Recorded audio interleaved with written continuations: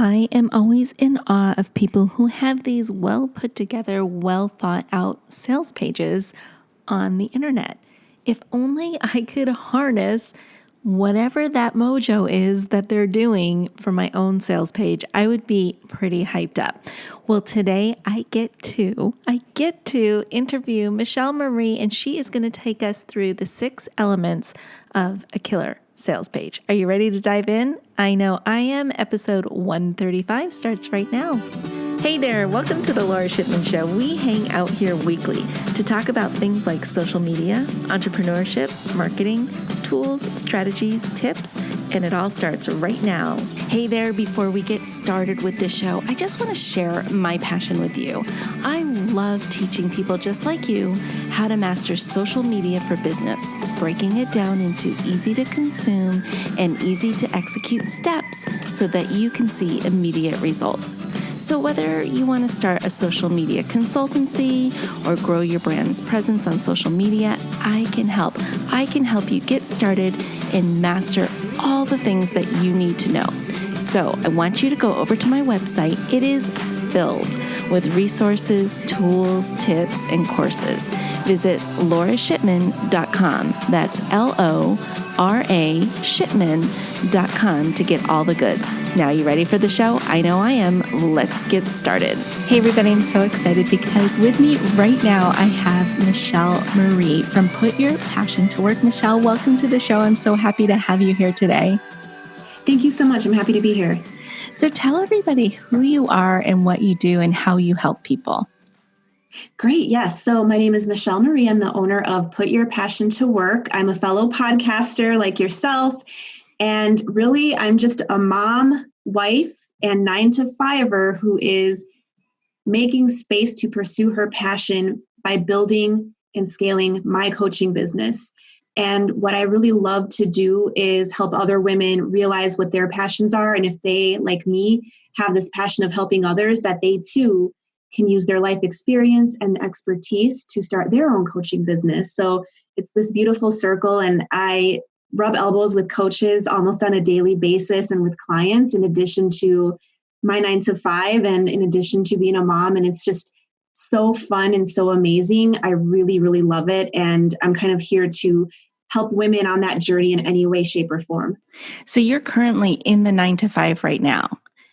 I am. Yes, I'm a network engineer by trade. So I have 2 degrees. I have a certification. I still work my 9-to-5. I am very blessed to be able to work from home. So that does help. But I've been there, Laura, half my life. So I started right out of high school and I kind of just worked my way up through the ranks. And I realized actually this realization came a couple of years ago. I talk about it on my very first podcast episode, but I think it's worth sharing. I had gotten to this point in my career where I didn't know if I wanted to climb the ladder anymore, because what that would mean, at least in my company, which I think is most of corporate America, is I would have had to work 50 plus hours a week, travel, like be away from my family. And I didn't want that. So I was left feeling like I made for something more. What else can I do? And not to feel like insert mom guilt here, but I also went through this phase of like, why am I feeling this way? I have the hubby, the kiddos, a great job, college degree, the dog. Why am I still having this itch for more? And it was just that. It was that journey of what is my passion outside of all those other hats that we wear as women. And I discovered through getting my own coach that I too, through these bits and pieces of my journey, I've always kind of been a coach and a leader and a trainer. So I just capitalized on that love and that passion, and so my brand was born. That's amazing. So you get it for the people who are struggling, trying to do the 9-to-5 and start their own passion career or brand or whatever, however you want to call it. So you get what they're all going through. So you have the insight. That's amazing. I love that. So I guess this would be a good segue of what we're going to talk about today, because some of getting your passion to come to life, right, is being able to market it effectively. And you're going to take us through the 6 elements of a killer sales page. And I know I struggle with that. And I think it's a common struggle with a lot of people. So this is why I'm really excited about you being here today. So you can kind of put our minds at ease and also give us the tools that we need to put one together that works. Yeah, absolutely. I'm really excited for that. Here's the thing. I can't write sales copy for me either. Like I have to hire out, which is so weird because my brain for other people, the way it works is not the same way for me. So it's okay that you struggle with this because we all struggle with this. And it's good to get that outside help and that outside person looking into your business and really diving deep on your messaging to make that pop on paper. So I'll give you guys some tips today. And the way that this was born for me, so I'm a business coach and strategist. So what I love about that is I get to talk about lots of different things, which helps me because I'm a pretty multi-passionate person. I think a lot of us humans are. But here was the gap. I was working with lots of coaches and in group coaching programs with peers of mine who also happen to be in the coaching industry. And so underrated, like people that have the most amazing message, helping do some really positive, life transforming type things with their businesses. And you would go look on their website, or at least I would go look on their website and be like, this isn't here. I don't see it. There's a huge disconnect. And I thought, if only she had everything that she talked about to me during our group coaching call, if that was on paper on her website, she would be making sales left and right. So that was kind of the catalyst for me. And so I started to do what I do, which is become a nerd and like do a lot of research and studying and hit the books. I have really good book recommendations too about copywriting, but the same themes of a killer sales page started to pop out at me. So I captured that and I actually do offer a done for you sales copywriting service under my brand and umbrella as well as coaching clients. So that's what I'll share with you guys today, kind of like those elements of what you need to have a very successful sales page. Perfect. I'm excited. I can't wait to hear what you have. So why don't we just jump right in and let me know the 6 elements? Sure. Well, here's like the biggest mistake that I see, and it's one of the 6, and it's telling people exactly what they get. So let's just do a program. So let's pretend you're going to do a group coaching program or like a passive income course, okay? And you have to write the sales page for it. The thing that everyone usually get right on a sales page is that part. It's what exactly you get, what's inside the program.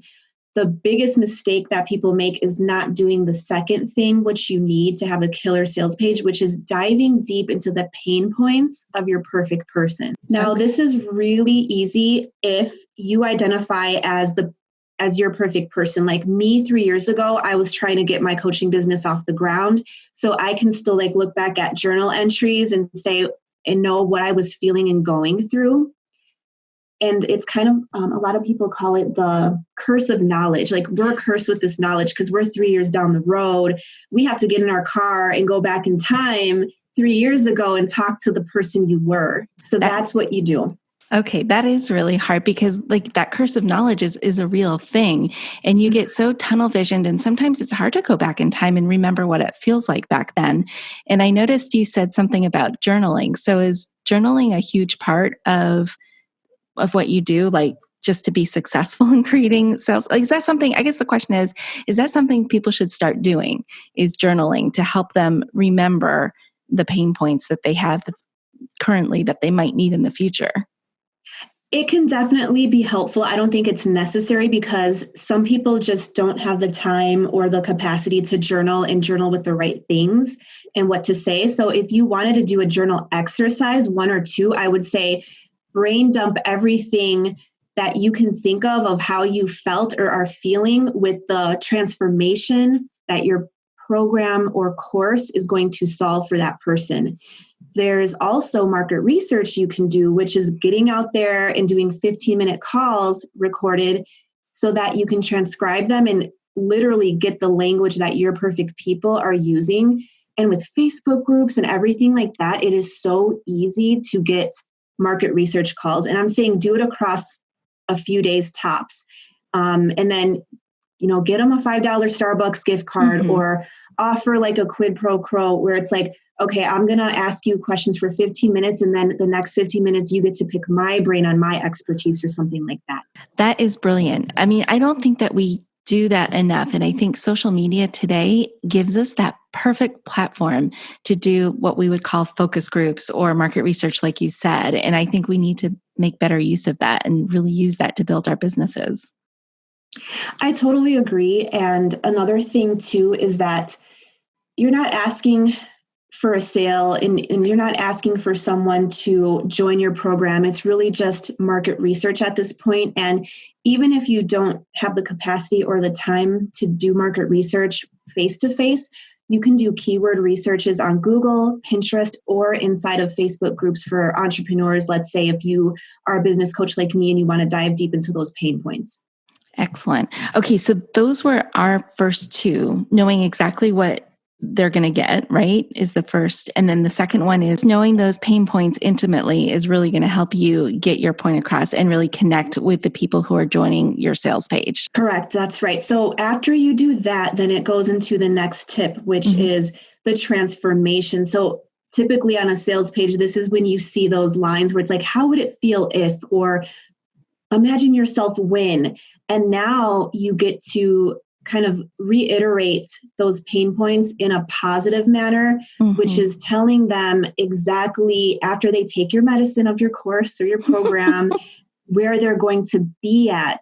And this is a really good opportunity to, again, kind of brain dump like 20 bullet points and then go back and pick your best like 5 or 6. Okay, so 5 or 6 transformation points that people can expect to get by going through whatever it is that you're offering. Okay, Exactly. excellent. Okay, and then where do we go from the transformation stage? So from there, you want to sprinkle a little bit of salt and pepper, which is like the social proof. Okay. And this is always tough if you're new and let's say this is your very first launch of your program and you don't have that social proof yet. So it's like, well, what do I do, Michelle? People always ask me this. You want to, just like if you were going for a new job with your 9 to 5 and you have a resume and you have those 3 references, those 3 people that could vouch for you. And it's someone who is a peer or a former boss. It's not necessarily like you can't list your husband as your reference, right? They say shy away from doing family members, right? But what you can do are peers, colleagues, friends. So that could be previous coaches that have coached you. That could be your peer. That could be someone who just would shout you out with no other reason, just because they know, like, and love you. So if you haven't gotten client testimonials yet, go ahead and jump on a few 30-minute strategy calls where you're going to pour into somebody and give them a really quick win in exchange, a direct exchange for a testimonial. And it kind of works off the honor system. So it's not like you can't force them to do it, but you can kind of have that conversation and know that this is kind of the deal, you know, handshake on it, and then go ahead and get those testimonials for that social proof and sprinkle that throughout. Don't keep it all at the bottom of your sales page. You want to have it at strategic points in the beginning, middle, and end so that they're nicely laid out amongst that entire sales page. That's okay. That's a really good point. Actually, I've done that before for people, and I've really enjoyed that because I've gotten some value from them, and then they've gotten the testimonial from me, and it was a win-win situation. And then I've seen I've seen in other sales pages where people do cluster all of their testimonials at the end, but now I can visualize what it looks like in my head when you just said that, like sprinkle it throughout. So are you talking about like call outs, so to say, like maybe it's written in italics or something centered in the page, or how are you formatting that technically on the page? So that's a really good question. I've recently learned throughout my studying and consistently trying to see what the cutting edge strategies are of a very high converting sales page.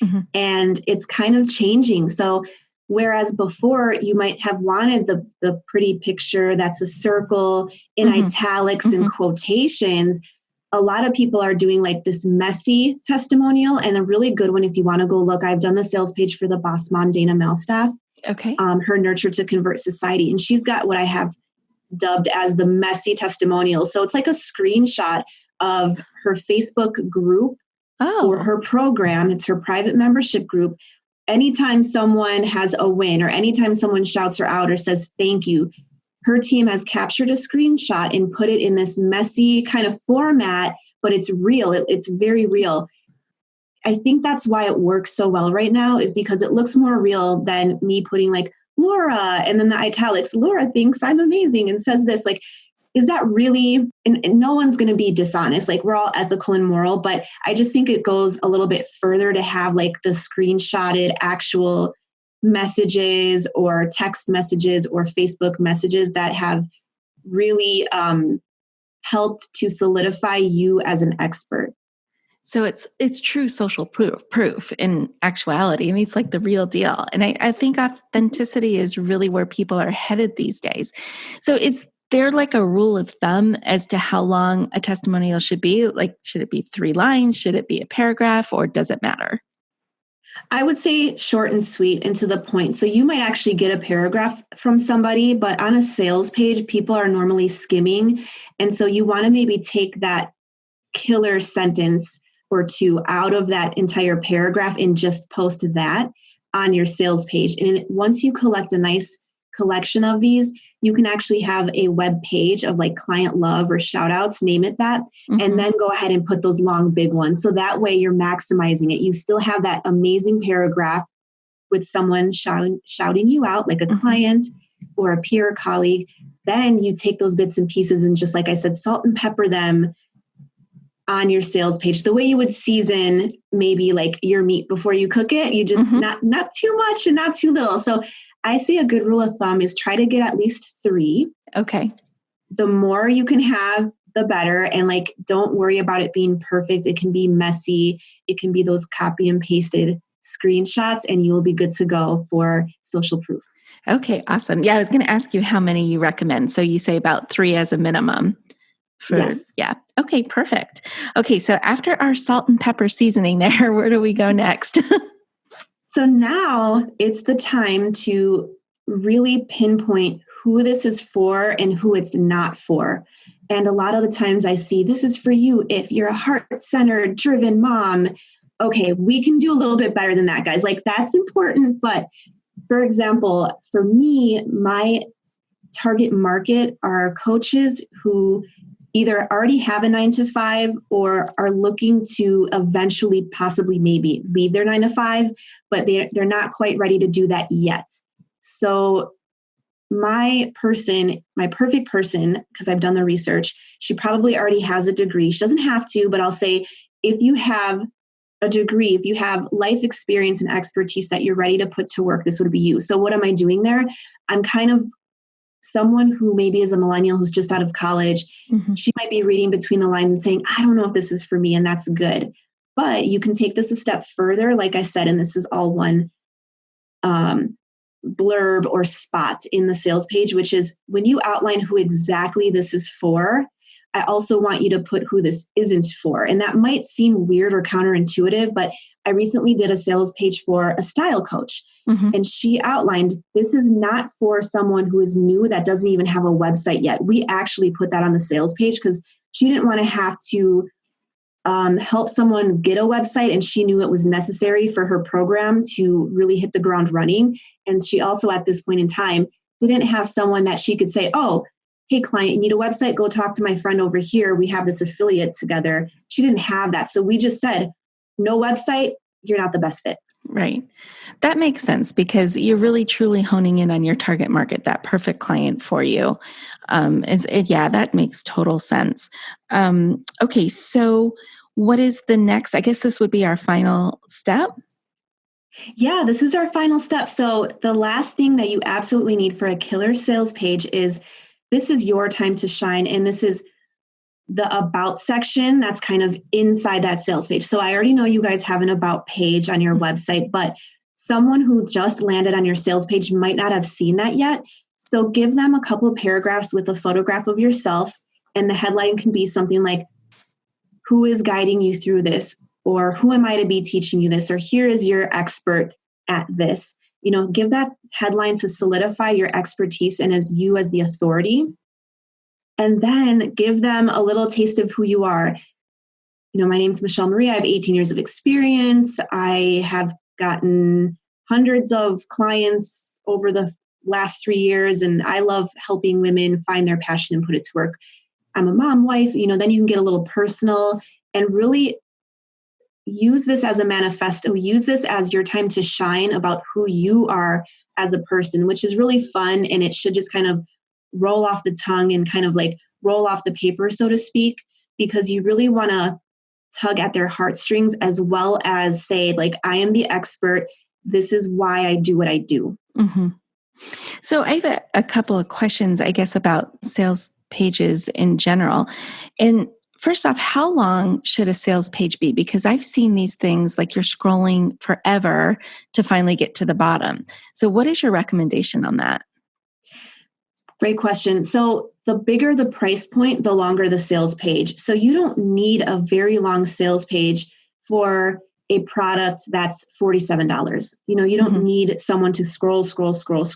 Now, if you're heading from like a 3-figure to a 4-figure price point, then what you want to do, and this is, I should mention this, but this goes without saying, you need to have your call to action. Right.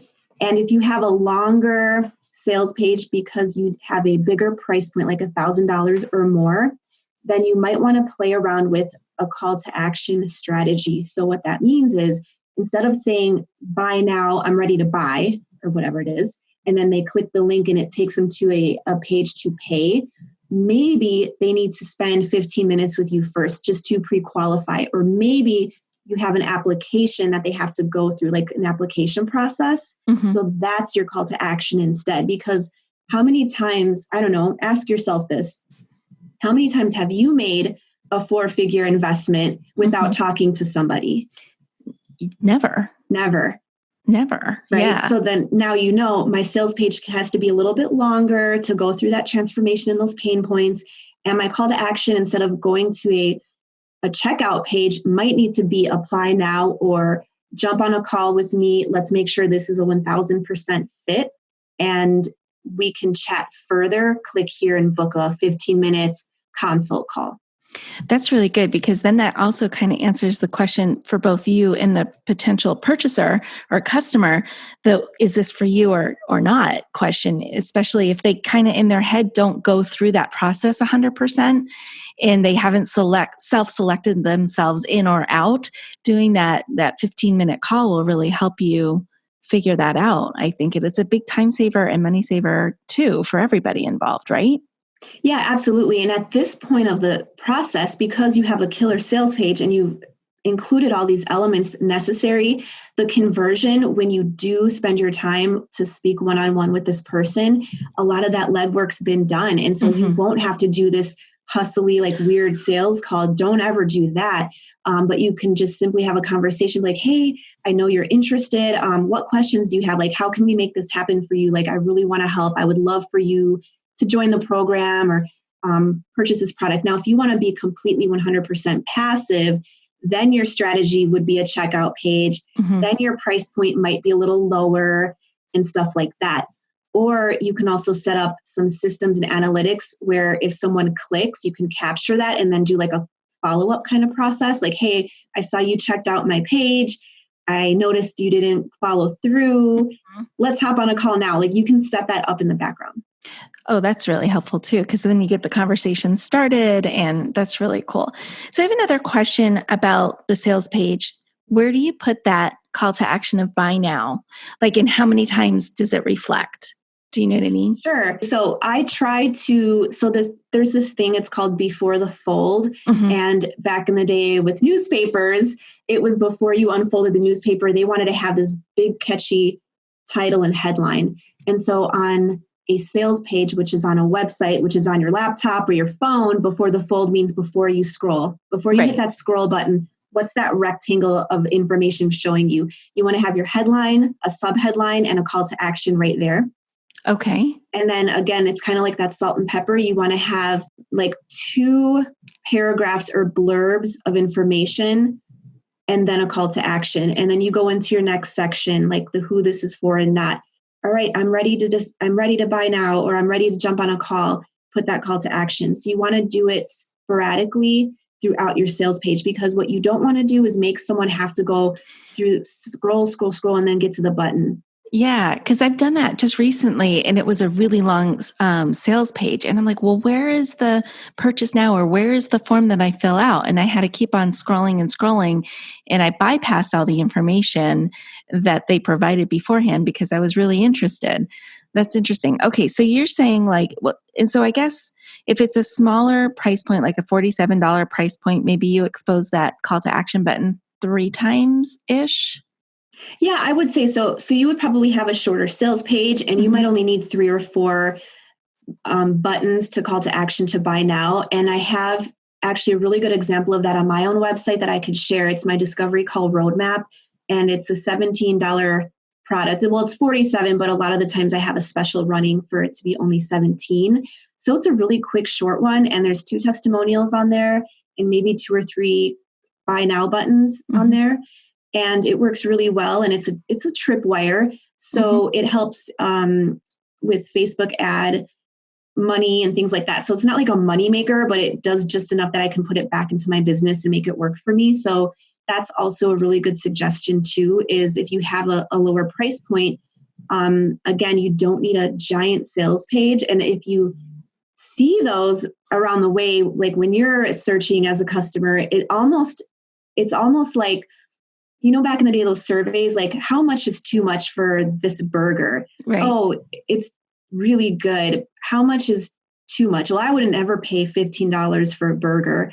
And if it was $3, I might question its quality. So that's the same thing kind of like with the length of a sales page. If it's $27 and it keeps going on and on and on, it's like, okay, what's really going on here? What am I really going to get? Exactly. Yeah. I know I've had that thought before when it is such a small price point and then the sales page is going on for scrolls and scrolls. And I'm thinking, well, what are they doing? Like, what's the catch? Or I feel like, am I Exactly. getting bamboozled? Like, what is it You when it's question like its that? quality. Exactly. So Exactly. it's kind of an intuitive thing. And if you're not sure and you need a set of eyes to look on your sales page, ask a friend, ask someone you trust, ask your coach, hire out for a quick call. Like I do these really quick calls where I'll do an audit for them and give suggestions too. Oh, fabulous. That's a fantastic service. I love that. So you mentioned something that I don't know if a lot of people understand what it is, but it's the tripwire. Can you explain what a tripwire is? Oh, sure, definitely. So a tripwire is a part of your funnel on the journey of someone who just lands on your page or finds you on social media, is interested enough to click through on your website, and let's say they want to opt into something like a freebie. Mm-hmm. So they download this freebie and it's a really juicy appetizer, right? They're enticed and they know they're going to get something really good in exchange for a name and email. At this point, it's not necessary, but you can offer something called the tripwire. So thank you, your freebie is on its way. I have this 30-day content calendar for only $7. And then you do a quick sales page for it. And you can entice someone to buy this low price point. It could be an ebook, you name it, I've seen it. And the strategy behind this really is there's buyer psychology that says someone who buys from you once is more likely to buy from you again. So you start them off with this little price point, and then you can funnel them, let's say, through like an email nurture sequence into your signature offer or your high paid offer. Mm-hmm. Or you can have these middle points in between.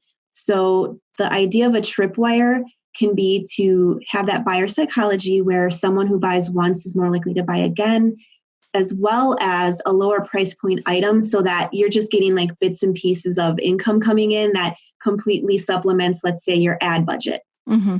Okay. Oh, that's a good way to do it too. That's fantastic. I love that. Well, these tips were really great about the sales page. Oh, I had another question actually about the sales page. Is this something separate from your website, a separate landing page, or is it a page within your website? I've seen it done both. In most instances, it's going to be a web page on your existing website. I know women who house their course in Mm-hmm. another area. So, for example, me, I have WordPress. I don't house my course into WordPress. I have it on Teachable. Some women have like Kartra or Kajabi, Mm-hmm. and they will have their sales page built out on that separate one.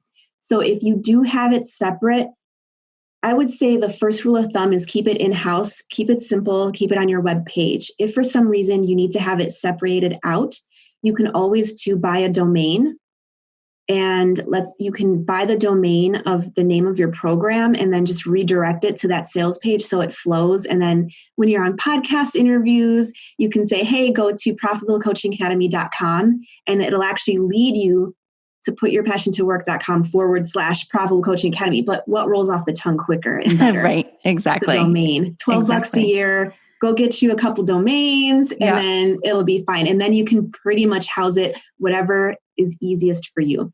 Okay. All right, cool. I just was curious about that. I'm wondering if somebody might have that same question. These were really great. Do you have any other tips or anything you wanted to tell us about before we end here today? Yeah, I would say done is better than perfect. So if you were to look at my first sales page, the messaging was way off. It didn't look that good. And it's something that you just work at bit by bit and piece by piece to really get it to be this beautiful sell itself kind of page. And if you've been struggling with this, or if you've been putting it off, now might be a really good time to find someone who's really good at sales copy that you vibe with that could help you. So don't be afraid to ask for help, and don't be so worried and bogged down that it needs to have every single thing I talked about from day one. Mm-hmm. Know that it can be a work in progress, and that done is better than perfect. So to help everybody with that, you have a special offer and some freebies you want to share with everybody today, right? I do. Yeah. So I have this growing library of free resources for coaches and service-based entrepreneurs. That's on my freebie vault. So you can go to putyourpassiontowork.com/freebie vault. Take your pick, download whatever you like. And I also am in portfolio building phase. So I've done a few major client work for sales copy and landing pages. And so I want to extend that offer to your audience here today too. They just have to let me know that they found me through your podcast episode, and I will hook them up with a special offer. So I do complete done for you sales copywriting, and I also do audits. So if anyone wants to learn more, just shoot me a DM or an email, Michelle@putyourpassiontowork.com, and we can chat. Awesome. So I'll put those links in the show notes. And where can people find you on social media if they wanted to connect with you there? The best spot to find me is on Insta. I love to hang out there, and I am at Put Your Passion to Work. Awesome. Michelle Marie, this was awesome. Thank you so much for spending time with us here today. You're so welcome. Thank you for asking so many great questions, and I cannot wait to connect with your audience. Oh, one more thing I forgot to mention is you have a podcast, and I know we mentioned it at the beginning. What's the name of the podcast again too? Sure. So I'm on Apple, Stitcher, and Spotify, and it's Put Your Passion to Work podcast. Awesome. Fantastic. Thank you, Michelle Marie. Hey there. I just want to say thank you for spending time with me here today. I know your time is super valuable, which is why I am dedicated to providing lots of usable, actionable information in the shortest amount of time possible. Before you go, please don't forget to hit that subscribe button so you don't miss a future episode. And if you have ideas or topics you would like me to cover in an upcoming show, let me know about it in the comment section provided.